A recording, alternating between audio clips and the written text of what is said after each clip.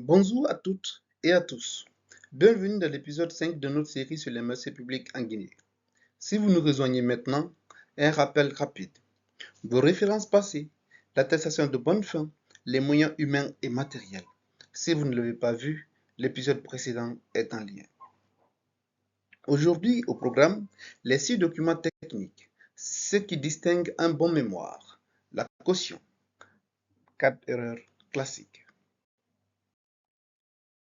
Cinquième et dernier bloc de l'offre technique, la proposition technique proprement dite. C'est la partie la plus intéressante parce que c'est la seule où vous écrivez librement. Tout le reste, ce sont des formulaires imposés à remplir. Ici, c'est vous qui rédigez. Le mémoire technique expose votre compréhension du projet et votre méthodologie d'exécution, phase par phase. Le planning traduit ça en diagramme de Gantt en respectant le délai contractuel. L'organigramme montre qui pilote quoi sur le chantier. Le plan qualité décrit vos procédures de contrôle. Le plan ACCE traite la sécurité. Le plan environnemental traite les nuisances et les riverains. Et voici ce que je veux que vous reteniez. Ces documents sont notés. Ils entrent dans l'évaluation technique. Une méthodologie générique recopiée d'un dossier à l'autre, ça se voit immédiatement. Les évaluateurs lisent des dizaines d'offres quand un mémoire technique ne mentionne jamais le nom du site, ne parle pas des contraintes spécifiques du terrain, ne dit rien sur la gestion du trafic existant. Ils comprennent tout de suite que vous n'avez pas travaillé le dossier. À l'inverse, une méthode qui montre que vous êtes allé sur le site, que vous avez identifié les difficultés réelles et que vous avez une réponse concrète pour chacune, ça vous distingue. C'est souvent ce qui fait la différence entre deux offres au prix comparable. Passons à l'offre financière. Et je commence par le document le plus mal compris de tout le dossier, la caution de soumission. D'abord, ce que c'est. C'est une garantie bancaire que vous déposez avec votre offre.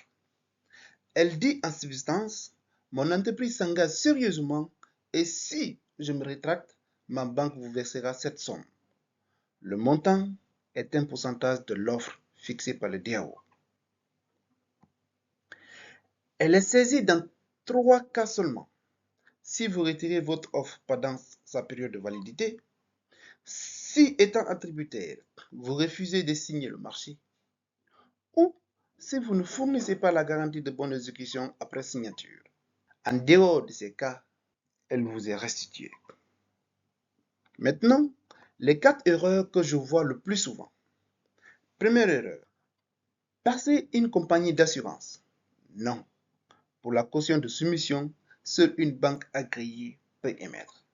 L'assurance est acceptée pour la capacité de financement, pas pour la caution. Ne confondez pas les deux.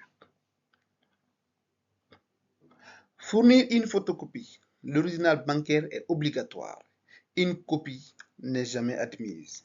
Et comme l'original est unique, il va de l'exemplaire original du dossier. Les copies porteront une photocopie. Une durée trop courte. La caution doit couvrir toute la durée de validité de l'offre, plus une marge supplémentaire prévue par le DAO. Si vous demandez exactement la durée de validité, elle expire avant la fin de la procédure. Présentez une seule caution globale quand vous soumissionnez sur plusieurs lots. Chaque lot exige sa propre caution, calculée sur le montant de ce lot. Pas de mutualisation. Dernier conseil pratique. Une caution bancaire prend du temps à obtenir. Comptez plusieurs jours ouvrables, parfois une semaine. Lancez la démarche dès que vous avez une estimation fiable de votre montant. Il reste une chose, vos prix. Et là, 2 documents que presque tout le monde confond, y compris des gens qui font ce métier depuis 15 ans.